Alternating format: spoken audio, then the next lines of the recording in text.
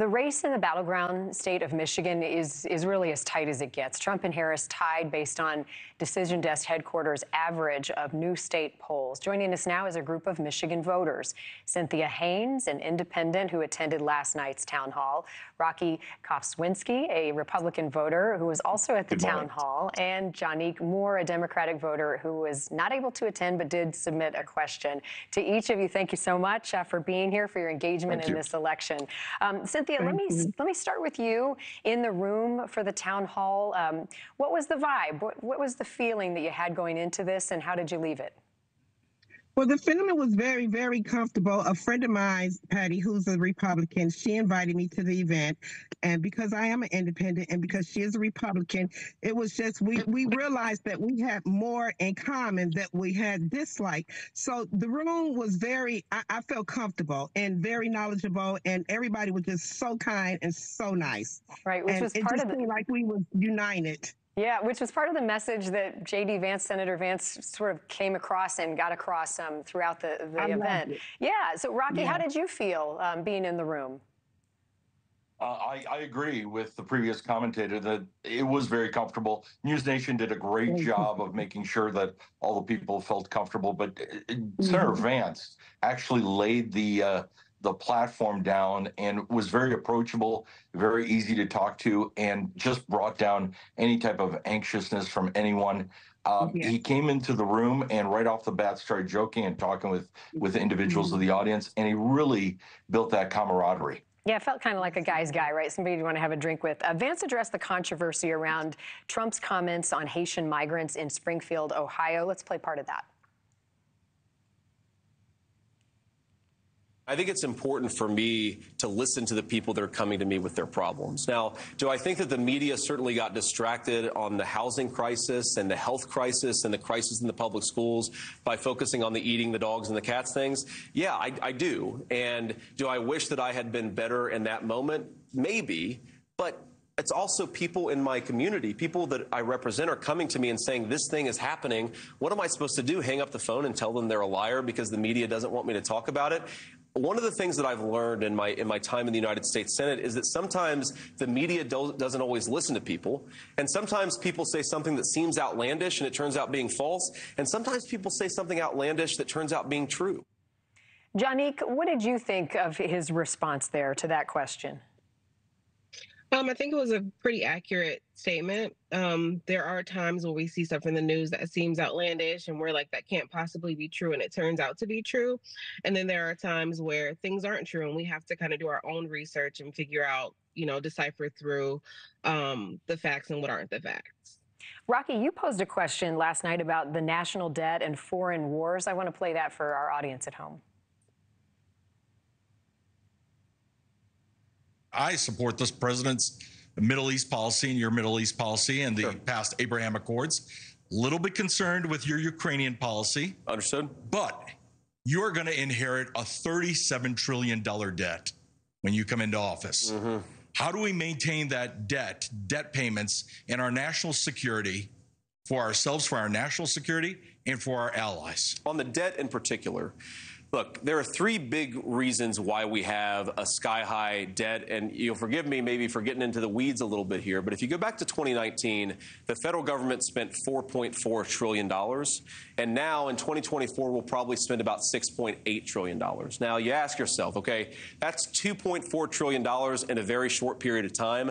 The big thing that happened is that all the emergency spending that we did during the COVID pandemic to prevent people from losing their jobs and losing their business, this was important stuff. We made that spending permanent under Kamala Harris and Joe Biden, and that's why the debt is so sky high. That $2.4 trillion, most of that is hangover from 2020 and 2021. We're not in the emergency, right? Thank God we're not in the pandemic times anymore. So let's get federal spending back to a reasonable level. That's the first thing that we ought to do to tackle the debt.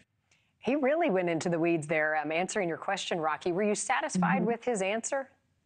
Absolutely, because it was a three-point plan of one, allowing the energy development of the United States to be reopened again and pay down the debt with that.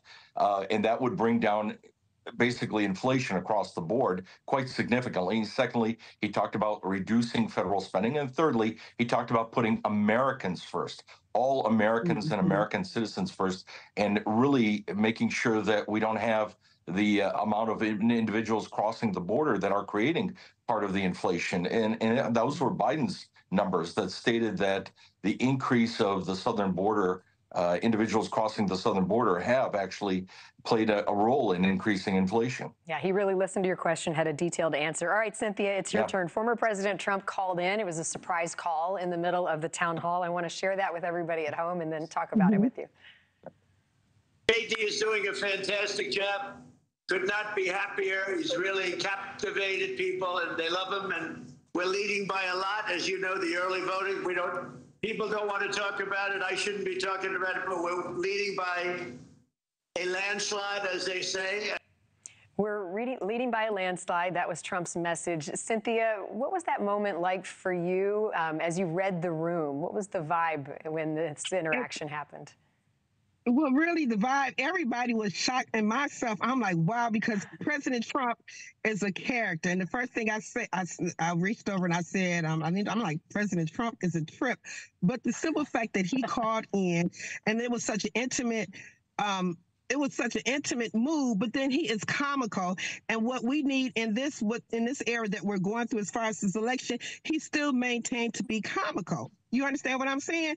And then he also was knowledgeable, because I am here in Michigan and on the ground, I hear that the movement for the red wave is coming, especially from our black men. So basically, I enjoyed hearing him.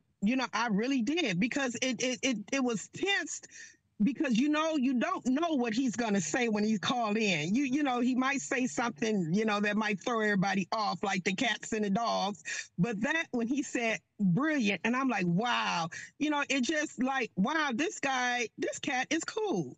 He's comical. I can relate to him because I love to laugh, and laughter is so good for the heart and soul. Amen. Yeah, we need more of it, especially in this political cycle, right? We're talking about some serious stuff. Okay, I have just less than a minute left. I want to get kind of where your heads are at. So, Cynthia, starting with you, you're an independent. Did this sway you in one direction or another, listening to Vance and Trump in this town hall? You know what? Yes, it did, because I was a Democrat for 37 years. I left the Democrat. Basically, I was an RFK supporter. And so I'm like, okay, because I wasn't going to vote at all. And I'm like, I'm done voting. And this was just the independent. But when RFK came on the scene, and he came to Flint, and I met him a couple of times, and I'm like, well, okay. But then when President Trump put him on the team with him, I'm like, okay, I'm really going to support him. But then when my black men started talking to me, and I started hearing the distress in their voice, that how they felt that they wasn't getting ahead, how that, their vote is important, and that the Democrat Party has never acknowledged their vote, just always the backbone of the black woman. But as a black woman, I also need the black man to have the backbone for me.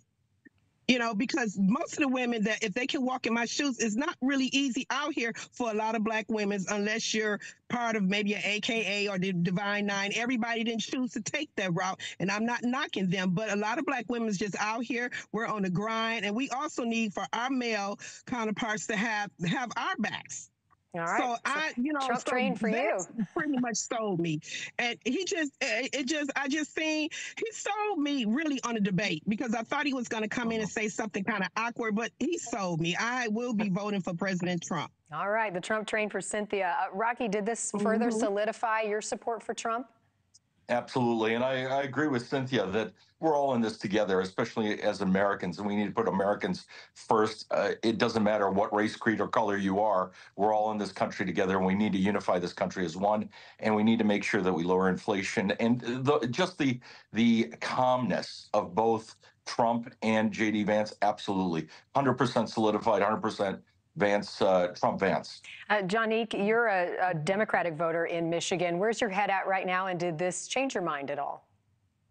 I would say that I'm still on the fence, just because I want to hear more. You see a lot of propaganda and things that kind of push you one way, and I am a Democratic voter, so I want to be able to open up and hear more of what JD Vance and Donald Trump has to say. I'm definitely open, and I'm pushing my peers to be open as well. You don't want to like have this traditional outlook on things. You want to be able to open your mind and see what the other party has to offer as well.